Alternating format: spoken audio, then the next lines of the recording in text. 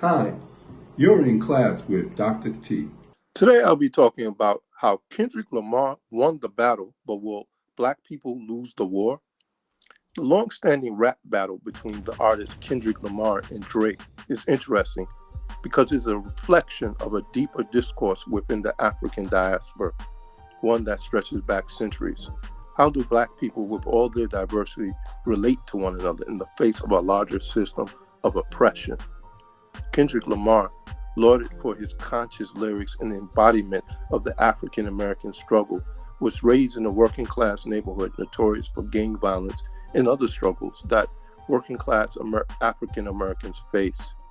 Kendrick Lamar won the battle by questioning Drake's authenticity, suggesting that Drake's mixed heritage, Canadian and having a Jewish mother, and by the way, an African American father, somehow made him less authentically quote unquote black. One of Kendrick Lamar's tactics was to undermine Drake's authenticity. This is very problematic because it invokes divisions within the African diaspora. The suggestion that Drake, due to his Canadian upbringing and Jewish mother, does not represent quote unquote authentic black culture plays into the notion of who qualifies as truly black. Drake rightfully pointed out that Kendrick Lamar has not, quote unquote, freed the slaves. A reminder, a metaphor that despite Kendrick's sharp lyricism and socially conscious themes, at the end of the day, Lamar is a multi-millionaire rapper who lives in a mansion in Brentwood, California.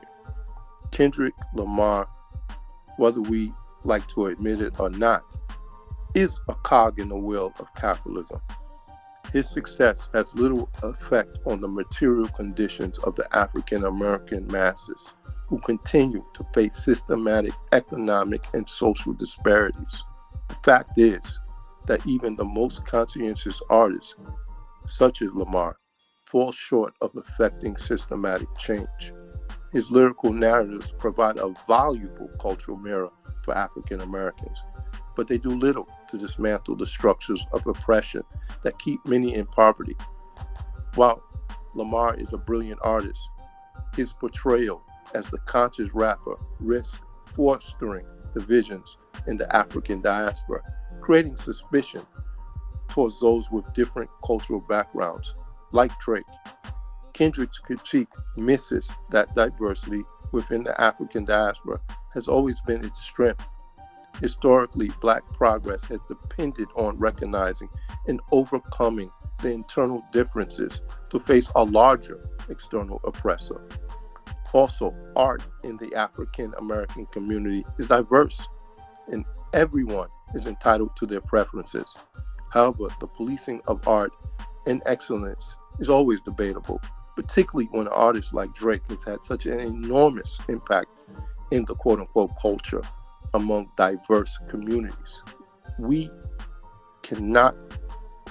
Why can we not appreciate that diversity and instead of fighting each other, focus on our greater enemy, structural anti-blackness?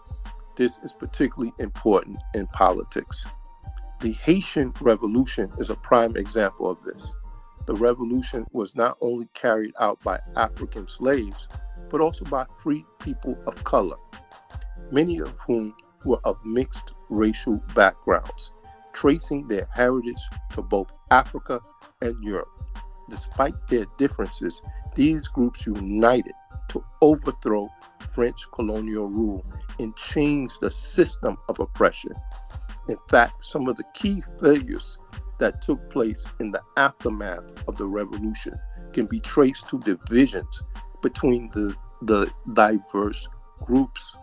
Similarly, the post-slavery civil rights movement in the late 19th and early 20th century were also driven by the cooperation of diverse elements within the African diaspora. For example, the National Association for the Advancement of Colored People, the NAACP, for instance, brought together African Americans from varying class backgrounds and ethnicities, a multiracial group, including W.E.B. Du Bois, an African-American scholar and activist, and white allies such as Mary White Overton and Henry Markowitz co-founded the organization. The NAACP's power was in its diversity, both racially and socio-economically speaking. Even Marcus Garvey's Universal Negro Improvement Association, UNIA, which espoused black nationalism, faced internal divisions along class lines and between African Americans and Caribbean immigrants. Marcus Garvey was from Jamaica, but was able to mobilize a global movement of black people, such as the founder of the Nation of Islam, Elijah Muhammad, an African American, and Earl Little, also born in the United States, whose wife was born in the West Indies, were the parents of the human rights leader Malcolm X, and it was the influences of Marcus Garvey via his father that young Malcolm learned his politics. As controversial as the Garvey movement was, it understood that the strength of the African diaspora lies in its ability to bridge these divides to face common challenges. In the local political sphere, urban cities, African American leaders have often relied on the diversity within the black community to gain and hold power. For example, the politics of major American cities like Chicago and Washington, D.C. offer clear examples. Harold Washington, Chicago's first black mayor, built a multiracial, multi-class coalition that included African Americans, Latinos, and progressive white voters. His ability to bridge ethnic and class divisions was critical to his victory in administration. Similarly, Marion Barry, the former mayor of Washington, D.C., unfortunately famous for being arrested for smoking crack on video, was so much more than that.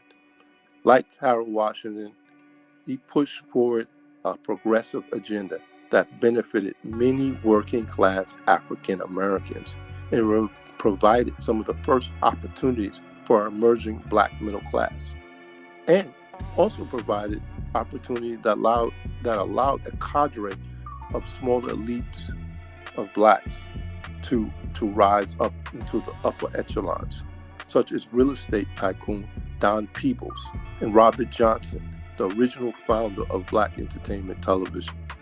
Both men are close to billionaire status or are billionaires, depending on which financial list you look at, thanks to Marion Barry allowing these moguls economic opportunity.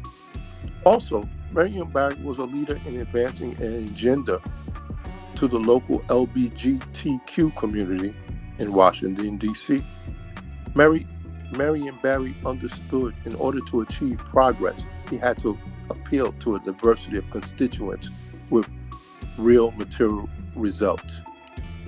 The same logic Kendrick Lamar used to critique Drake is now being applied to Kamala Harris, the first black and Southern Asian woman to serve as Vice President of the United States. Harris, born to an Indian mother and a Jamaican father, has faced questions of her authenticity as a black woman. The claim she is not like us echoes the suspicious cast on individuals who come from immigrant backgrounds or are of mixed race.